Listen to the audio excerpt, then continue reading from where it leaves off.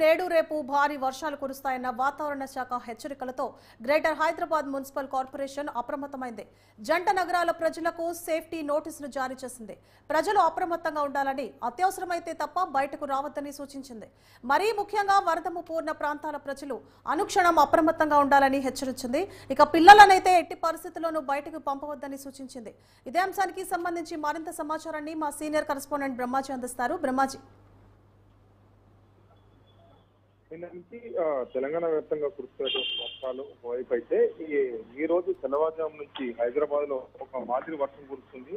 అంటే ఇటు భారీ ఎత్తున వర్షం కురవకపోయినా కంటిన్యూస్ గా చినుకులతో కూడిన వర్షం పడడంతో ఇప్పటికే రోడ్లు మారిన పరిస్థితితో పాటు ఇక చాలా ప్రాంతాల్లో కూడా పల్ల ప్రాంతాల్లో కూడా ఎగువ కూర్చున్నటువంటి ఈ కొద్దిపాటి వర్షంతో నీళ్లను కిందకి రావడంతో మొత్తం చాలా ప్రాంతాల్లో కూడా జలమయం అవుతున్నటువంటి పరిస్థితి అయితే కనిపిస్తుంది. ప్రస్తుతానికైతే హైదరాబాద్ లో ఎటువంటి ఇబ్బందికర వాతావరణం లేకపోయినప్పుడు కూడా ఇక ముసురు పట్టి మొత్తం వర్షం పడుతూ ఉన్న సమయంలో ఇక సాయంత్రం లోపుగా భారీ వర్షం పడే అవకాశం ఉంది. అదేవిధంగా 2 రోజుల పాటు అత్యంత భారీ వర్షాలు ఉన్నాయి అని చెప్పిన వాతావరణ శాఖ హెచ్చరించింది. కాబట్టి హైదరాబాద్ లో ఎప్పుడైనా వర్షం పడ్డా చాలా పెద్ద సమస్య వస్తుంది.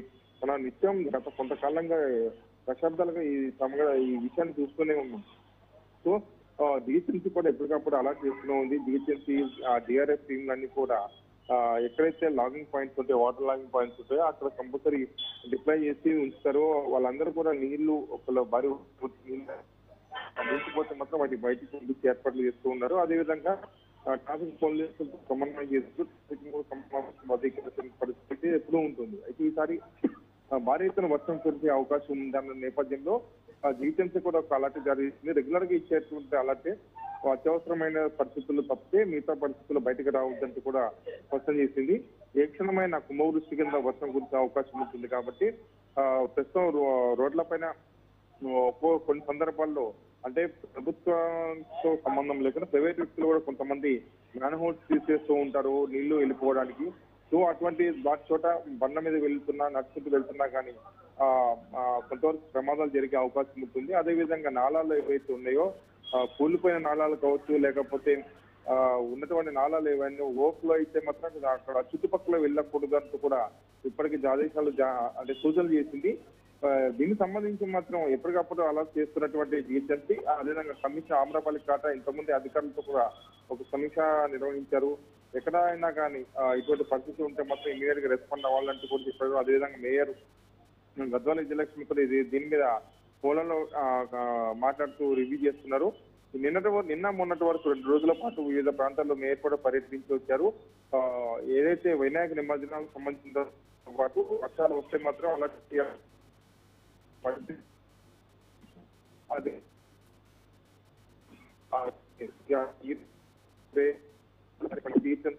అలర్ట్ అయింది అన్నట్టు అధికారులు ఇటు మేయర్ కూడా చెప్తున్నారు. బ్రహ్మాజీ, అయితే లోతట్టు ప్రాంతాల ప్రజలకైతే హైదరాబాద్ లో వర్షాలకి ఎప్పుడు ప్రమాదం ఉంటూనే ఉంటుంది. ప్రధానంగా నాళాలకు సంబంధించి అలాంటి ఏరియాస్ చాలా ఉన్నాయి హైదరాబాద్ లో. అలాంటి ఏరియాలో ఉన్న ప్రజలకు ఎలాంటి సహకారాలు అందించే యోచనలో అధికారులు ఉన్నారు? వాళ్ళని ఎలా అప్రమత్తం చేస్తున్నారు? అంటే ప్రధానంగా ఎప్పుడైనా కానీ వర్షం పడుతున్న సమయంలో వర్షం ఎక్కువ కురిసే అవకాశం ఉందని చెప్పి వాతావరణ శాఖ ఎప్పుడు హెచ్చరికలు జారీ చేసినప్పుడు కూడా జీహెచ్ఎంసీ అధికారులు అలర్ట్ చేస్తూనే ఉంటారు. డిఆర్ఎస్ టీములు వీళ్ళన్నింటినీ కూడా అంటే డిజాస్టర్ రెస్పాన్స్ ఫోర్స్ సంబంధించినటువంటి టీంలన్నీ ఎక్కడ అలర్ట్ చేస్తూ ఉంటారు. ప్రధానంగా ఏదైతే బస్తీలు కావచ్చు లేదా లోతట్టు ప్రాంతాలు ఏవైతే ఉంటాయో ఆయా ప్రాంతాల్లో కూడా ఈ టీంలన్నీ రెడీగా ఉంటాయి. ఎక్కడన్నా కానీ ఒకవేళ వర్షం సడన్ గా వరద వస్తే మాత్రం అంటే వరదలో ఆపలేని పరిస్థితి ఉంటుంది. కాబట్టి ఇమీడియట్ గా వాళ్ళు ఏదైతే వాటర్ లాగింగ్ కూడా డివాటర్ పంపింగ్స్ కావచ్చు, లేకపోతే పడవలు కానీ కొన్ని గతంలో కూడా చాలా సందర్భాలు మనం చూసాం. హైదరాబాద్ లో వివిధ ప్రాంతాలు వరదలు వచ్చిన సమయంలో పడవల్లో అధికారులు పర్యటించడం, లేకపోతే పడవల్లో కొంతమంది జనాలను హైదరాబాద్ లో వివిధ ప్రాంతాలకు తరలించడం, ముఖ్యంగా హత్పూర్ లాంటి ప్రాంతాల్లో చాలా ప్రాంతాల్లో కూడా మనం ఇటువంటి పరిస్థితిని చూసాం. సో అటువంటి రెడీ చేసుకుంటూ ఉంటారు. అంటే వాతావరణం మారిన పరిస్థితుల నేపథ్యంలో భారీ ఎత్తున వర్షాలు ఉంటాయి అని చెప్పి ఇప్పటికే ప్రభుత్వం చెప్పింది. ఒకవైపు అరేబియా సముద్రంలో గుజరాత్ తీరం వద్ద కూడా భారీ తుఫాను ఉండడంతో దాని ప్రభావం కూడా కొంతవరకు ఇక్కడ ఉంటుంది. ఇప్పుడు అల్పపీడనం కానీ ఇవన్నీ సందర్భంగా భారీ ఎత్తున వర్షాలు ఖచ్చితంగా కురుస్తాయి కాబట్టి ఖచ్చితంగా అలర్ట్ ఉంటామంటూ అందరినీ అలర్ట్ చేయడం జరిగింది.